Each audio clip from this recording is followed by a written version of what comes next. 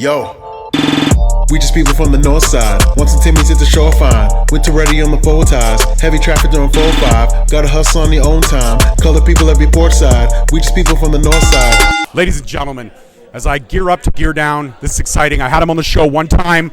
Now he's back again. The reigning, defending, Destiny Wrestling heavyweight champion of the world, Mr. Punch, Kick, Chomp, Tarik. Welcome back to Straight Talk Wrestling, man. Thanks, man. This is kind of impromptu, and I would have brought the belt, but it's That's all okay, good, bro. We've seen you the swag with the belt that you have. Multiple belts. Actually, that's my first question. The resurgence of, you've always been a consistent performer in the ring. You've always been consistent. You've always been someone who can get the crowd on their side one way or the other. Whether you're heel or face, whatever you're playing, the intensity speaks for itself in the ring. Being renowned as one of the best strikers in the sport today, not just in Canada, but in the sport today, I'll put my stamp on that. That's a big responsibility, and that's something a lot of people, that's a lot of weight to carry. How do you balance that when you have to show and prove almost every time the consistency?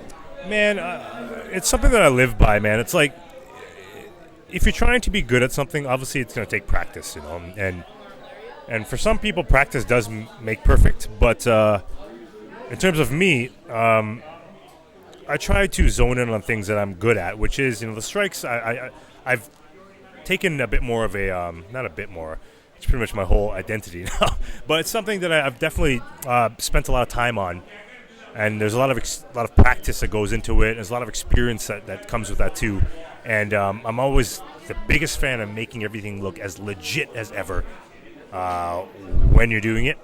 So, I mean, that's it for me, man. Making sure that I'm crisp with everything I do, making sure everything looks amazing, making sure everything looks like it's just absolutely like killing the dude. Meanwhile, it's safe. That's my motto. I like that. Yeah. So kill it, but make sure it's safe and everything is protected, That's and right. both of you are protected. Exactly. Yeah. Have you ever been in a situation, again, not asking you to name names or drop anything like that, have you ever been in a situation where you've worked somebody that's green and you know that you have to probably carry more of the match than you would have in normal circumstances? Like someone who may not be as experienced as yourself when it comes to stepping in those ropes?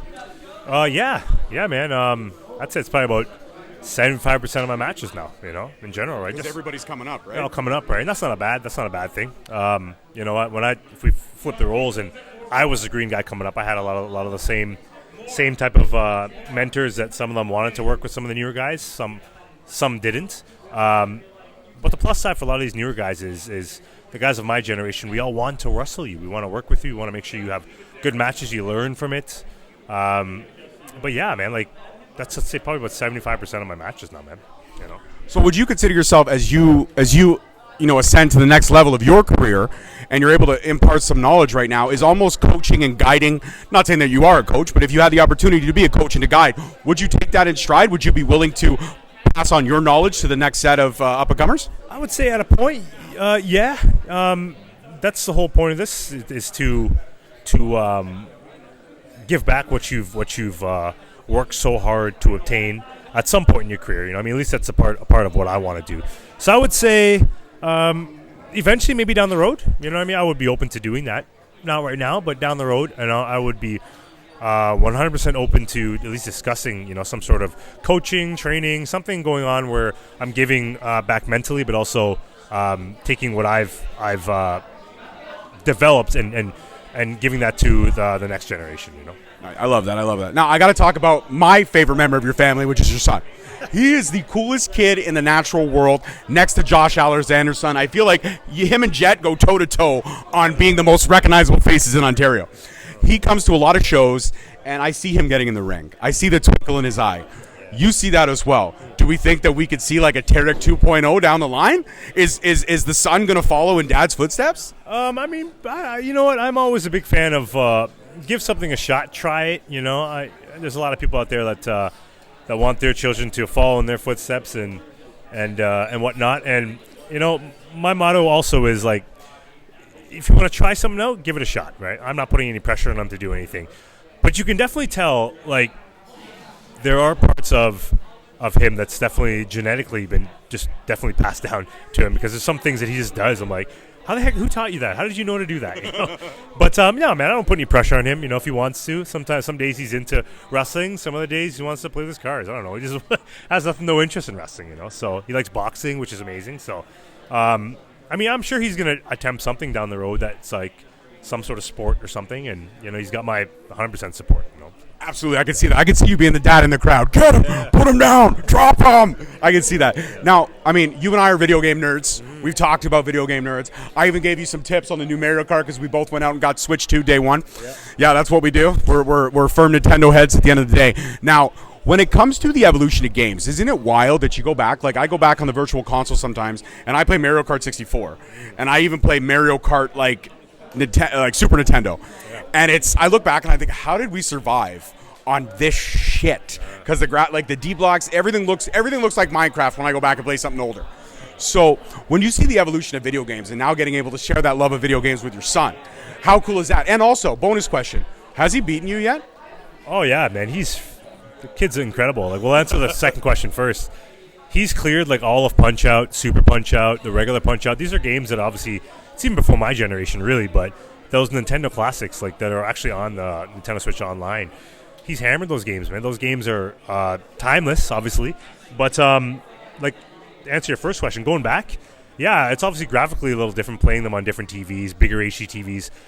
Not really designed to play those games on those TVs, but like, to come to see where we are graphically, man, it's pretty amazing. I'm not sure how much further we can actually push the bill there to get things graphically looking even more impressive. But going back, yeah, there's definitely a leap, definitely a leap from 64 and Super Nintendo and 64, all the way to current like GameCube. Even from GameCube to Nintendo Switch, there's so much of a leap. But it's nice to be to live through that. I always say, like, my generation is probably the best generation, but I'm going to say that. But we've seen through everything, from what do they call those things? Tape players to Walkmans to MP3. Like, we've seen all these things, So, but yeah, I mean, I'd say right now, gaming is it's in an interesting spot.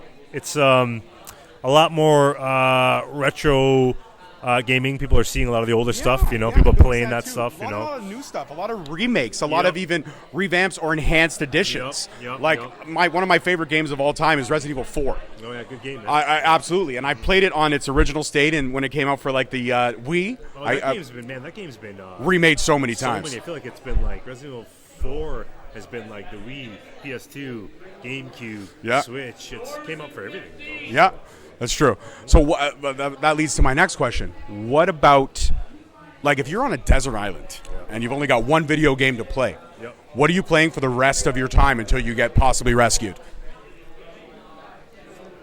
WWF No Mercy, man. Is that it? Yeah, of course. That game was like a relaxation game. Like, I haven't played it in a while, but also it's like riding a bike, that game. You just throw it in, you play it, and I probably have it emulated on everything. At this point, I will get a Samsung fridge just so I can play it on the fridge. I love that. Me, Def Jam Fight for New York, through and through. Game, man. Def Jam Fight for New York. Yeah. That's not Vendetta. That's Fight for New York. No, Vendetta was the first one. Vendetta, we saw what we could do. Fight for New York just blew it all out of the water. Man. Yeah. There was like, I think I saw like Busta Rhymes do a Hurricane Rana or something like that. Oh, yeah. Busta Rhymes doing. You had the car match, you had the fire match, you had the window match with Snoop Dogg. Oh, it's classic. And I always made my character. I always had like different spectrums. I had the short guy, the fat guy, the tall guy. And then when I got bored of playing the game so many times, I actually had the guy that was just all tatted up and walked around in his underwear.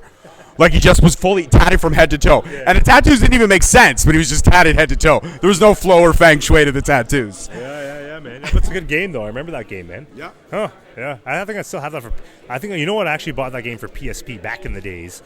And I still have that game in its UMD form and everything, Fight for New York for PSP. Crazy game, man. Crazy good. And every time I see the petition, I always sign my name to it. I know it'll never be revamped because of the licensing and stuff, but I always... And speaking of online stuff, my next question is, your Facebook, you and I have been Facebook friends pretty much since I started this podcast.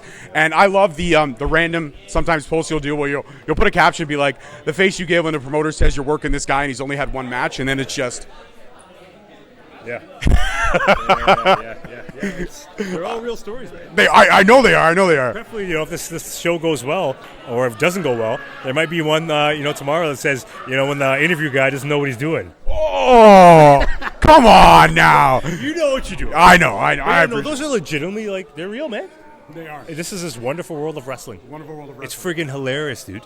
Do you ever think about if you could go back and try something different would you still choose pro wrestling? Yeah, man. Yeah, I would. Yeah, I think about that frequently. Like, would I have traded everyone to where I've come to now? And, touch wood, hopefully this is wood. There's still many more years that I can do this at a high level. But, no, man, I would never trade it, man. This has been my journey, my life story, and it's defined me as a person. And literally from my full-fledged beginning of who I am comes from some sort of form of wrestling, From my humor to the way I do things, from the way I act, it comes from something, Granted, if that was me, 7, 8 years old, having wrestling matches at recess, it all stems from something, So I love that. You know what I mean? I love that. I love that. Now, my final question before we let you go, and again, thank you for giving me this time again as I wind down. It's been a pleasure to watch you and to see you excel at the highest level. And you were one of the first names that, even though you didn't come on the show till a little bit later on in the show's run, you're one of the first names that was always kind of there, always liking my stuff early on, and I appreciate that. Yeah, it meant the world when you have somebody like that who's been around and seeing stuff. It's amazing when they come back. So I appreciate that. Now, my final question is, and this is a big one, you're a belt collector here in Ontario. Yeah. You've got a lot of championships on the line. If you had your pick to defend one of those championships on any given night against a wrestler you have never stepped in a squared circle, which championship would you put on the line against which wrestler? Man, that's a tough one, man. Huh. Like, they're all uniquely different rosters, but if we're talking about different wrestlers, I'd say in terms of the footprint and the pedigree that it has, it'd be the Destiny Championship, man. And who that would be against? Any and all, man. What happens with AJ Styles when he's done? I don't know. You know what I mean? When people ask me what's a bucket list, I'm not sure if I really still have one. I mean, I'm a big fan of many wrestlers out there, and so I mean, if that was in some way, shape, or form a potential matchup, I love that. Any and all, because we all know at the end of the day, they're all going to get punched, they're all going to get chopped, and they're all going to get kicked. Yeah. Maybe not in that order, but Yeah, it's spread around a little bit. You got to mix it up every once in a while. You just can't. Your theme song pretty much lays out the blueprint. I'm thinking about changing it up because it's giving away people it's giving away the offense. Yeah. So I might do some remixes where it starts with kick, chop, punch. Yeah. I mean, just to throw people off of it. Or just come up with, oh, you didn't know? I'm not going to tell you anything. Tarik. You know what's up, right? That's creative right there, man. And I gotta say this bonus question right now. Your chopping ability is incredible.